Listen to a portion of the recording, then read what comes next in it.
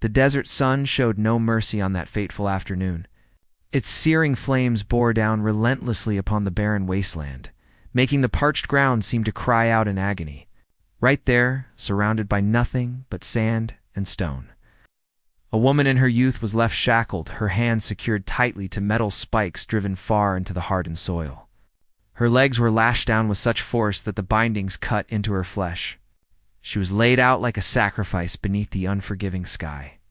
Her clothing was ripped, her mouth cracked and stained with blood, and her tangled hair clung to her damp forehead. Each breath came with difficulty, every small shift bringing fresh pain. The onlookers from the settlement remained distant and silent, their gazes fixed upon her suffering. Some couldn't bear to watch and turned their heads in shame. Others observed with grim contentment, as though witnessing her torment somehow validated their own terror.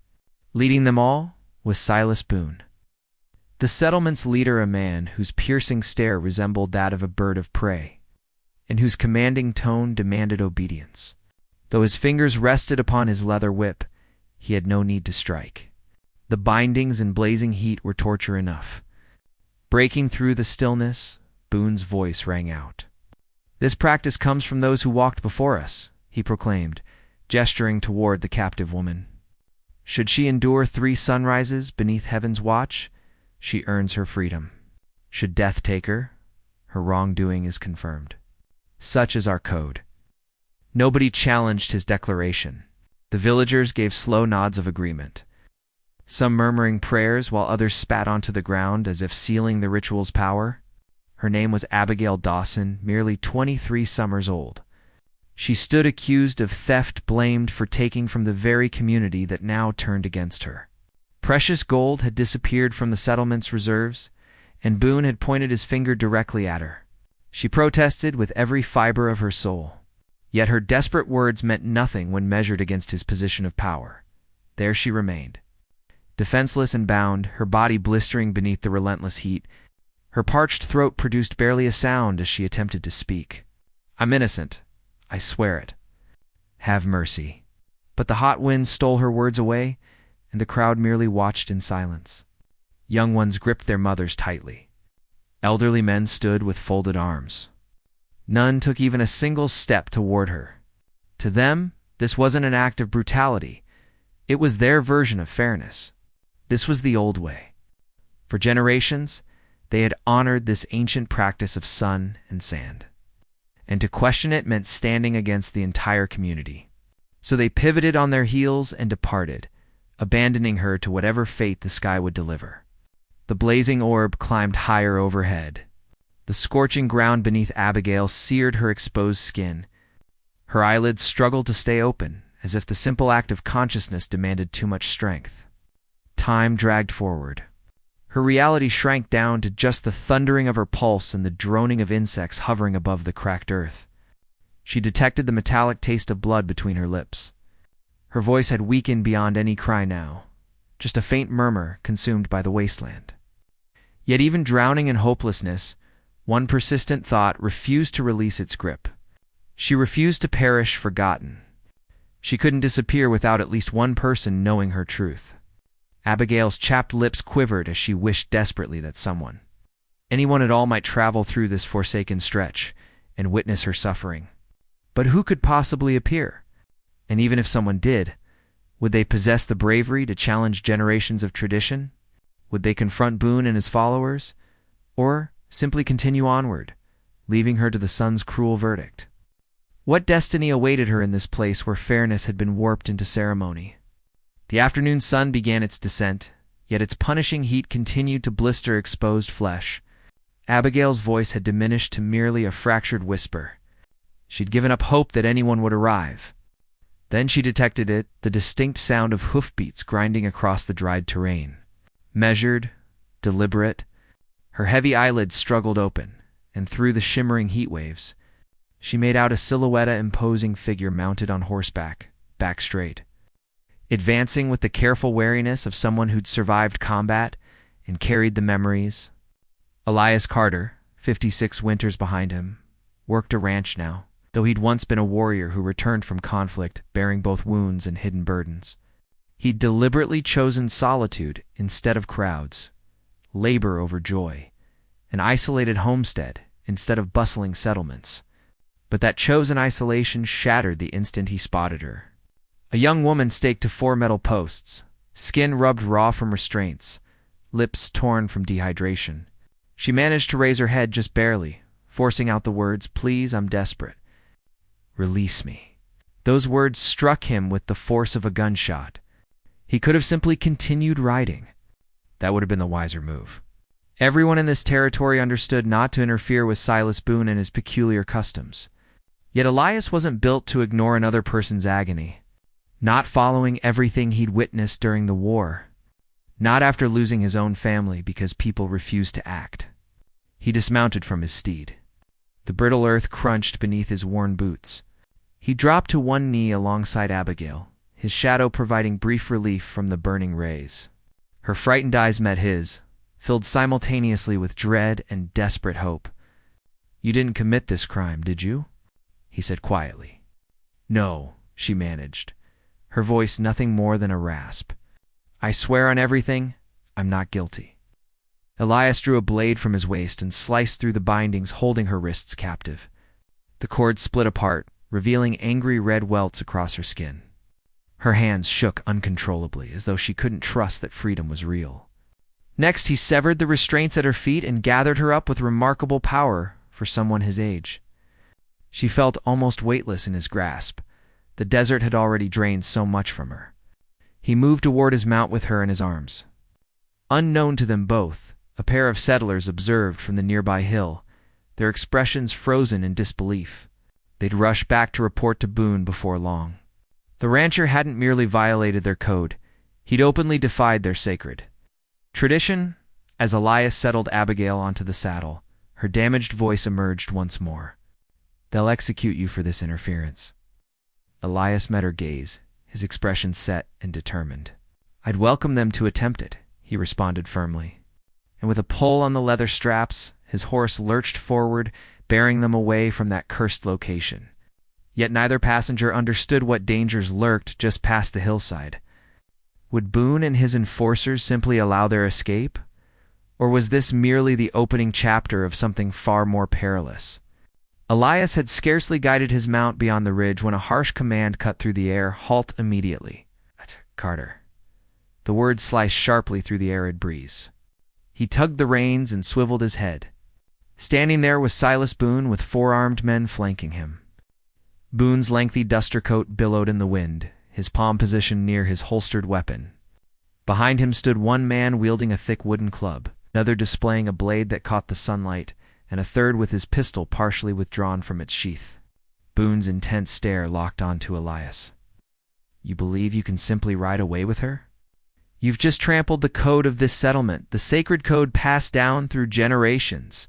Elias responded in measured, even tones. "That code isn't real justice, Silas. It's plain brutality, and you're fully aware she's no criminal. You simply needed a scapegoat." Boone's mouth twisted into a mirthless sneer.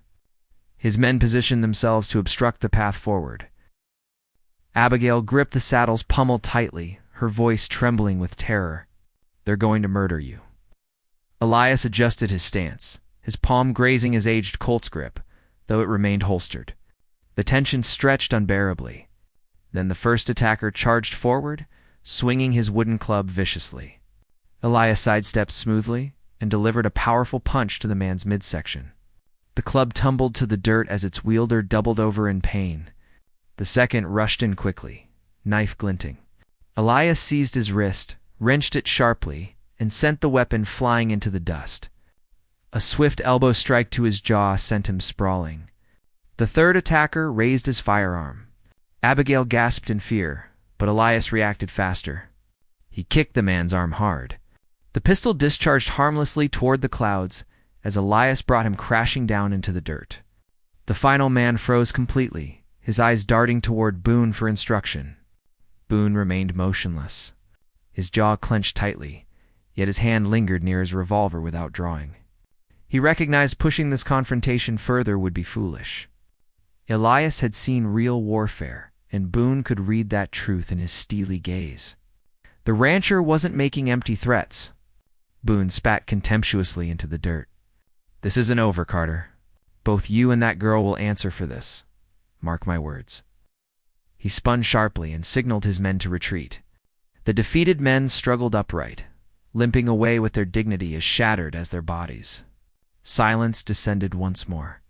Elias breathed heavily but steadily. He mounted the horse beside Abigail, who regarded him with a mixture of terror and reverence. Neither uttered a word as they continued their journey, but both recognized this was merely the opening act. Boone had been publicly humiliated, and men of his nature never forgave such slights. Now the pressing question loomed large. Where could they possibly flee? And who, if anyone at all, would risk standing alongside them? If you're still following along, I truly appreciate it. Hit that subscribe button to stay updated on how this frontier tale unfolds. And while you're enjoying your beverage of choice, share with me what hour is it in your location, and from where are you tuning in? The settlement lay quiet as Elias steered his mount into the sheriff's compound. Abigail swayed precariously in the saddle, barely conscious, and Elias caught her before she tumbled. Sheriff Thomas Hale emerged from his headquarters, his palm resting on his belt as he observed their approach. "Elias Carter," he said deliberately. "Haven't laid eyes on you since the war ended, and now you appear with a young woman nearly unconscious. What on earth transpired?" Elias carried Abigail indoors and positioned her on a bench. Boone's name emerged from his mouth like something bitter. The sheriff's expression hardened immediately. "That individual has been acting like royalty for far too long," Hale muttered with disgust. He knelt beside Abigail, examined the raw marks from the ropes on her wrists, and shook his head gravely. "She requires water, nourishment, and proper rest. Her account rings true to me. However, simply believing her isn't sufficient. Will need solid evidence." He glanced back at Elias. "Grant me some time. I'll investigate thoroughly. I'll dispatch men to interrogate the merchants. I'll audit Boone's financial records and inspect his warehouse. If he's corrupt, we'll uncover it." Elias nodded in agreement. He had faith in this man. They'd once fought side by side in combat, and though the years had hardened them both, that fundamental connection endured. The following days crawled by with heavy tension. Abigail remained in a modest room adjacent to the sheriff's headquarters. Elias called on her frequently, sometimes bringing her bread or a tin mug of hot coffee. Initially, she spoke sparingly, her voice weakened from her ordeal in the wasteland. But gradually, she began revealing more. She shared memories of her parents, described the farmland she once cultivated, explained how everything collapsed when Boone's men laid accusations against her. Elias listened intently, his weathered features softening in the flickering candlelight. She inquired about his wartime experiences. He offered no heroic tales, only quiet accounts of endless nights and harsh dawns. They also shared comfortable silences as silences that conveyed more meaning than spoken words. One evening, Abigail looked directly at him, her eyes clear and steady for the first time. "You could have abandoned me out there. What stopped you?" Elias observed her thoughtfully for an extended moment. At last he replied, "Because nobody deserves such a death, and because I've already lost too much." She extended her hand across the table, her fingers lightly touching his. For that brief instant, the rancher who'd withdrawn from society felt something reawaken within him. But beyond those protective walls, trouble was brewing. Boone's enforcers moved through drinking establishments and back streets, spreading veiled threats. Sheriff Hale brought back intelligence, suggesting missing cargo, financial irregularities, and merchants willing to testify about Boone's illicit transactions. It was merely the start, yet enough to confirm the approaching storm. Elias stood at the window one night, observing the street lanterns flickering in the darkness. Abigail's voice pierced the quiet. "Do you believe we'll ever escape this situation, Elias?"